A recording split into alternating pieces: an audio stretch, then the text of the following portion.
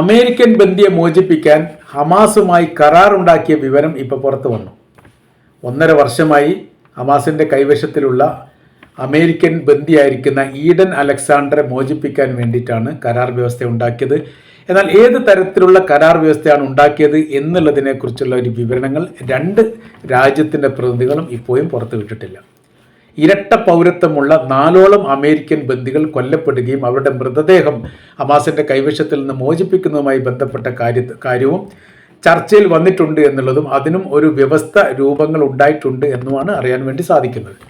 എന്നാൽ ഇവരുമായി ഹമാസുമായി നേരിട്ട് കരാർ വ്യവസ്ഥ ഉണ്ടാക്കിയത് അത്ര ഉചിതമായിരിക്കുന്ന കാര്യമല്ലെന്ന് ഇസ്രായേൽ ഈ വിഷയവുമായിട്ട് ബന്ധപ്പെട്ട് പ്രതികരിച്ചു. ഇതിനോടനുബന്ധിച്ച് തന്നെ അമേരിക്കൻ ബന്ദിയെ മോചിപ്പിക്കുന്നതുമായി ബന്ധപ്പെട്ട് ശേഷിക്കുന്ന ഇസ്രായേലി ബന്ദികളെ മോചിപ്പിക്കാൻ വേണ്ടി വലിയ പ്രക്ഷോഭ സമരങ്ങൾ സംഘടിപ്പിക്കുമെന്ന് ജൂത സംഘടനകൾ പറയുകയും ചെയ്തു. അതോടുകൂടി ഇസ്രായേലിൻ്റെ അകത്തും വലിയ വിഷയങ്ങൾ ഉണ്ടാകാനുള്ള സാധ്യതകളാണ് വിലയിരുത്തുന്നത്. ഗസയിൽ നിന്ന് പൂർണ്ണമായ രീതിയിൽ ഇസ്രായേൽ സൈന്യം പിന്മാറുക എന്നുള്ളത് ഈ കരാർ വ്യവസ്ഥയുടെ ഭാഗമായിട്ട് പറയപ്പെടുന്നു.